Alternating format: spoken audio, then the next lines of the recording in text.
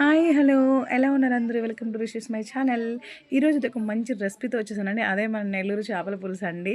ముందుగా అయితే 2 onions, 2 tomatoes పక్కన పెట్టుకోండి, కట్ చేసుకొని తగినంత ఆయిల్ వేసుకోండి. మేమైతే చేపల పులుసులో కొంచెం ఎక్కువ ఆయిల్ వేసుకుంటామండి. మీరు ఎంత వేసుకుంటారో అంతే వేసుకోండి, తగినంత వేసుకున్నాక బాగా మగ్గనిచ్చి కొంచెం కరివేపాకు వేసి పసుపు, ఉప్పు, కారం తగినంత వేసుకొని, కారం కొంచెం అయితే ఘాటుగానే పడాలి చేపల పులుసు అంటే. వేసుకున్నాక చింతపండు పులుసు కలిపి పెట్టుకోవాలి. వాటర్ చింతపండు పులుసు పోసుకొని బాగా చింతపండు రసం కలిపి పెట్టుకున్నట్టు వేసేసి బాగా ఒక 2 తెల్లులు తెల్లినాక పక్కన పెట్టుకున్న ముక్కలైతే చేప ముక్కలైతే వేసేసేయండి. కొంచెం 2 తెల్లులు తెల్లిస్తే ఆ పులుసు అనేది ఆ ముక్కలకి పట్టద్ది. ఇంకోటి ఏంటంటే ఉప్పు, పసుపు, కారం అంతా వేసాం కదా, అది కొంచెం కరగద్దు అనమాట. అలాగే వంకాయలు నాకైతే చాలా ఇష్టం చేపల పులుసులో వేస్తే. మా అమ్మ అయితే వంకాయలు వేస్తుంది చేపల పులుసులో. ఎప్పుడు చేపల పులుసు చేసినా ఒక్కొక్కసారి వేసి చేస్తుంది, ఒక్కొక్కసారి వేయకుండా చేస్తుంది. కానీ మ్యాక్సిమం అయితే ఎక్కువ చేపల పులుసులో వంకాయలు వేసే చేస్తుంది. వేసినాక కొంచెం అటు ఇటు గెంటితో కలపట్లేం కదండి, అందుకే గెంటితో పెడితే అది సాఫ్ట్గా ఉంటుంది కాబట్టి చేప ముక్క ఇరిగిపోద్ది.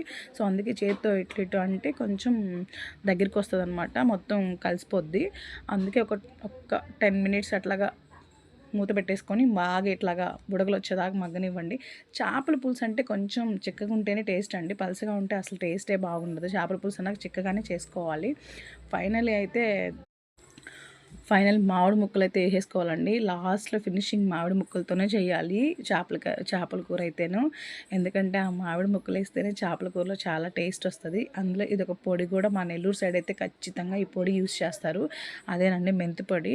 జీలకర్ర మెంతులు కలిపి మిక్సీకి పట్టించి ఆ పొడి లాస్ట్లో దింపిపోయే ముందు చిక్కబడినాక ఆ పొడి వేసుకోవాలండి. చిక్కబడిన తర్వాత ఆ పొడి వేసుకుంటే కొంచెం ఆ స్మెల్లే చాలా వేరేగా ఉంటుంది. ఆ స్మెల్ చాలా అంటే చాలా బాగుంటుంది అనమాట.